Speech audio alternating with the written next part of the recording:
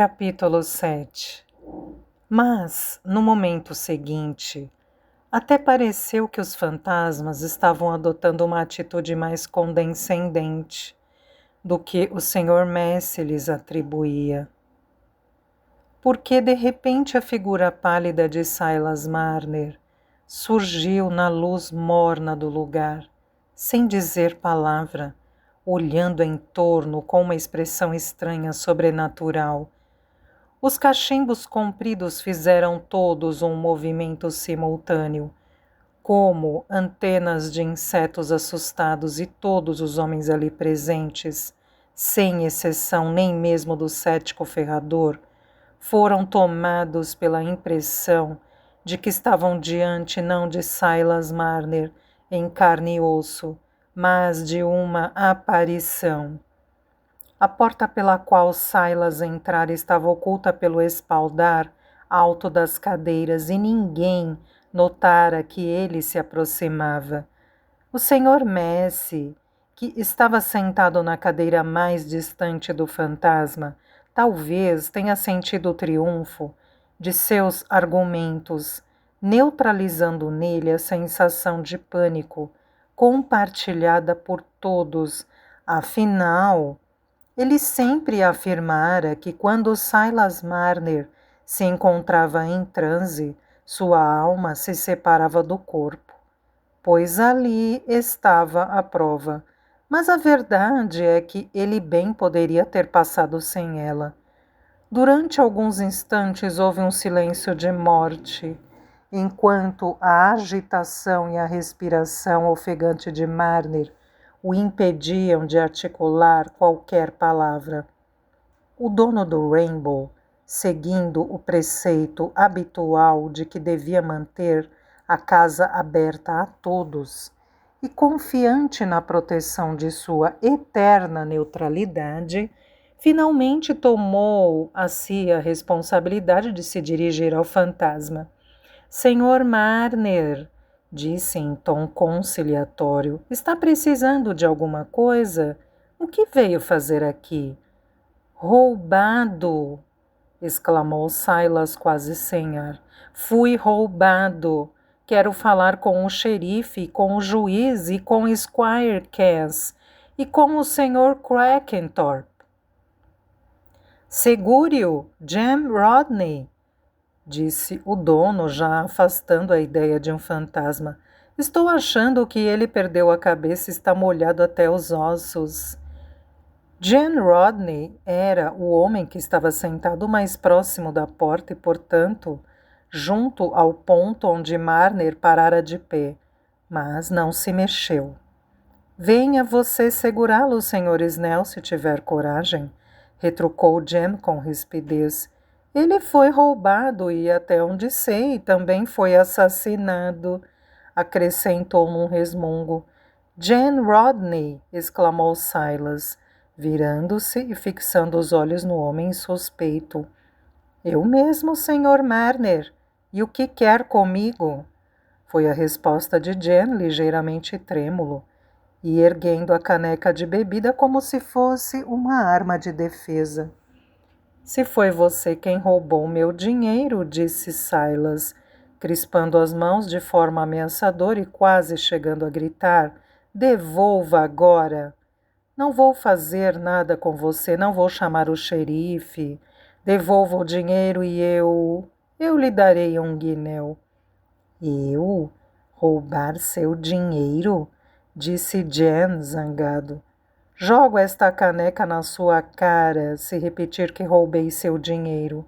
Calma, calma, Sr. Marner. Intercedeu o dono do Rainbow, agora levantando-se resoluto e segurando Marner pelo ombro. Se tiver alguma coisa a dizer, diga sem meias palavras. Diga tudo o que lhe vai na cabeça, se quiser nossa atenção. Está mais molhado que um rato afogado. Sente-se, seque a roupa e fale tudo com clareza. É isso mesmo, disse o ferrador, que começava a sentir que exibira um comportamento indigno de si mesmo para a ocasião. Vamos parar com essa cara e essa gritaria, senão vamos ter de amarrar você como fazem com os malucos. Foi por isso que não falei nada até agora, porque achei que ele estivesse doido. Isso, obriguem o homem a sentar, disseram várias vozes ao mesmo tempo, satisfeitas por ver que a questão dos fantasmas continuava em aberto. O dono do Rainbow forçou Marner a tirar o casaco e em seguida sentar-se numa cadeira afastada das outras, no meio do círculo e bem diante do fogo. O tecelão, tíbio demais para fazer outra coisa que não obter ajuda para recuperar o dinheiro, obedeceu sem protestar.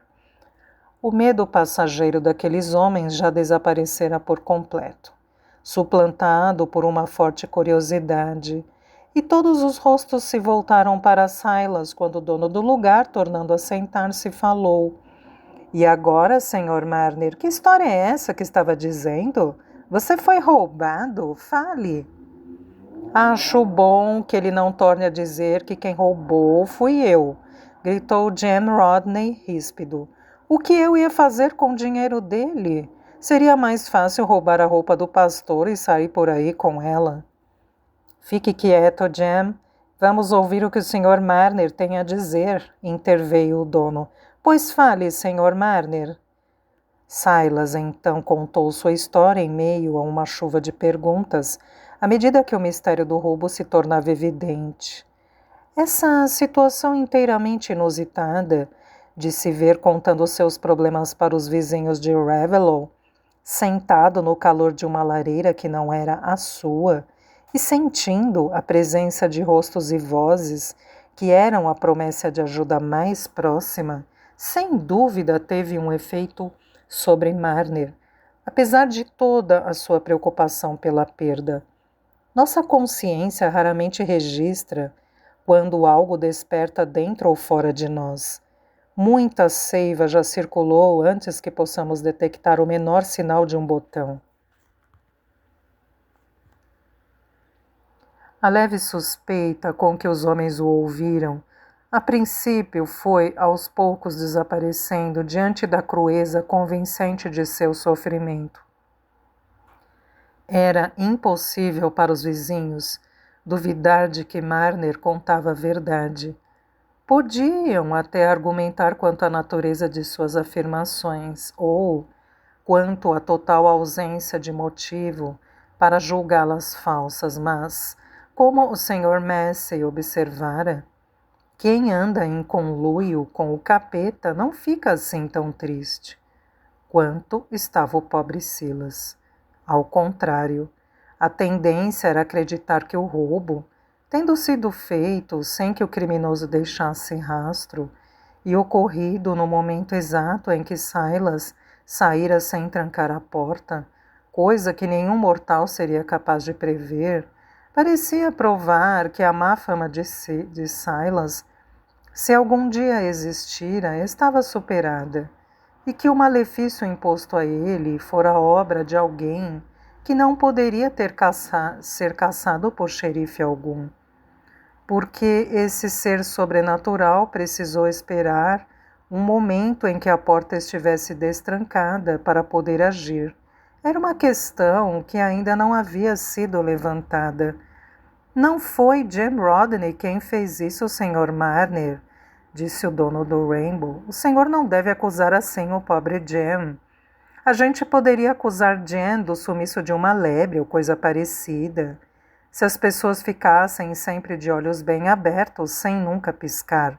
Mas Jem esteve sentado aqui bebendo, como qualquer homem honesto da aldeia, desde muito antes de você sair de casa, pelo que relatou.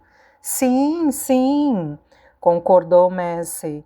Não vamos começar a acusar inocentes, isso não está na lei. É preciso que várias pessoas façam um juramento contra um sujeito antes que ele seja preso. Não vamos acusar inocentes, Sr. Marner. A memória de Silas não estava embotada a ponto de não se reavivar com tais palavras. Com um movimento de pesar que era tão novo para ele, quanto muitas outras coisas acontecidas naquela última hora, Ergueu-se da cadeira e se aproximou de Jem, encarando-o, como se quisesse se certificar da expressão em seu rosto. Eu me enganei, disse. Sim, sim. Deveria ter pensado, não há nenhuma prova contra você, Jem. Mas já esteve na minha casa mais vezes do que os outros e foi por isso que pensei em você. Não quero acusá-lo, não quero acusar ninguém, só que...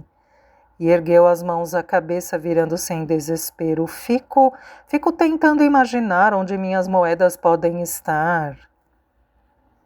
Devem estar num lugar tão quente que vão logo derreter, disse o Sr. Messi. Nada, interveio o ferrador. E com ar de investigador perguntou: quanto em dinheiro havia no saco, Sr. Marner? Havia 272 libras e 18 centavos. Quando contei ontem à noite, respondeu Silas, tornando a sentar-se com um gemido. Ah, não seria tão pesado assim. Foi algum vagabundo que fez isso, pronto. E quanto a essa história de não ter deixado pegadas nem haver marcas nos tijolos ou na areia, ora, você enxerga pior que um inseto, Sr. Marner. Precisa olhar tão de perto que não vê direito as coisas. Acho que se eu fosse você, ou se você fosse eu, o que daria na mesma, não teria achado que estava tudo no mesmo lugar. Mas o que sugiro é o seguinte, que 2 dos nossos homens mais espertos o acompanhem até a casa do xerife, Sr. Kent. Ele está doente de cama, mas pode indicar um de nós como seu substituto. Porque assim é a lei e não acho que alguém aqui vá me contradizer. Não é muito longe daqui até a casa do Sr. Kent. E então, se for eu o substituto, irei acompanhá-lo, Sr. Marner, e examinar sua casa. E se alguém aqui for contra minha proposta, peço que se levante e fale como um homem.